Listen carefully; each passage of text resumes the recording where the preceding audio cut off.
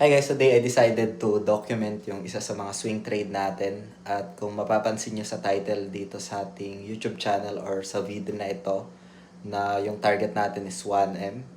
And then, we just started from 5K, no?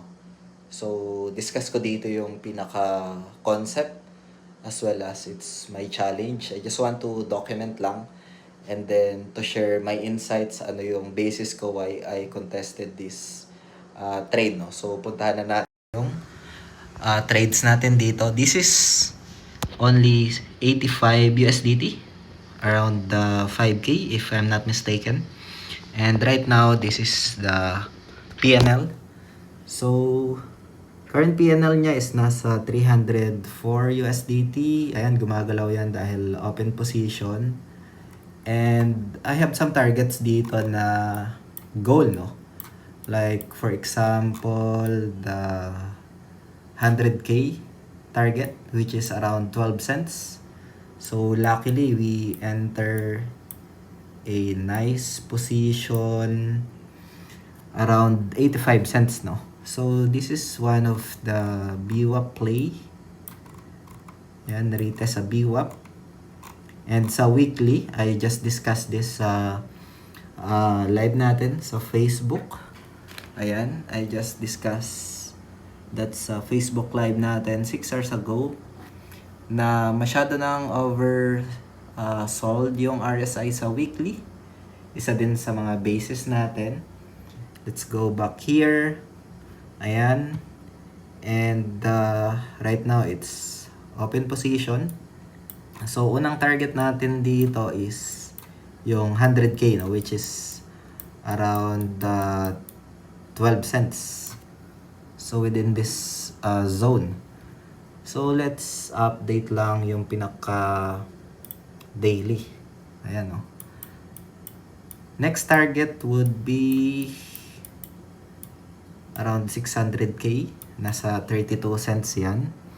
Tapos yung 1M naman is nasa 43 cents, no. Ayan. So yan yung isa sa mga goal natin dito. It's challenge as well. We're doing challenge dito sa ating YouTube channel. And ito, titingnan natin. Again guys, itong video natin today is only a probabilities. If you found this helpful or interesting, don't forget to like and subscribe sa ating YouTube channel. I'll keep you posted na lang daily dito. And again, ang trading is walang guarantee, no? I'll reset this chart. And if ever man na bumalik siya dito, I'll keep you posted.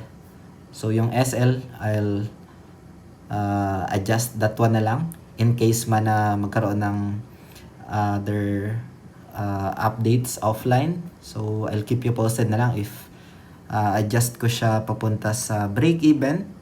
Like for example dito, kahit paano I have 4 USDT profits, but the concept is like a swing trade, no? So why I chose this pair algo? Recently kasi guys, merong inilabas na report si Google. So ito ay report patungkol sa quantum threats, no? Especially for Bitcoin. And itong coin na to si Algo is isa sa mga quantum proof. As we read dito, Algorand is considered quantum proof dahil sa kanyang algorithm na Falcon 1024 signatures, no. So isa yan sa mga sentiment right now.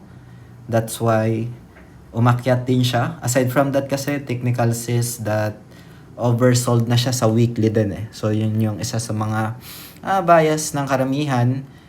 And after that, ay maganda yung development sa foundation nila, Algorand Foundation. Again guys, hindi po ito sponsored. I'm just sharing my opinion lang dito.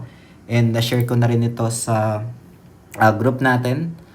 Yung pinaka-update, we can see some bullish divergence as well between MACD. Ayan. MACD and price action. Price action is going down. And then MACD is going up. So we can see some divergence. I just share naman yan sa pinaka-group. It's only my ideas dito. And then again, we have risk disclaimer na this is not financial advice guys. No? Crypto is highly volatile, and always do your own research and manage your risk dito guys, no. So right now, if ever man na bumalik to dito sa zone na to, I'll keep you posted. And in the next coming days, magbabagyo din kami, pero I'll keep you posted na lang dito sa ating YouTube channel. Again guys, this is day 1 ng ating swing trade dito kay Algo. Titingnan natin kung saan papunta yung price action, ano yung magiging performance, ano yung magiging result, no. So don't forget to like this video if you find interesting. If ever man na meron akong mga updates, ay feel free to subscribe sa ating YouTube channel for the next day, day 2, for the upcoming updates guys, no. So yun lang for today. Maraming salamat ulit sa panunood. Ingat tayong lahat. Peace out. Bye for now.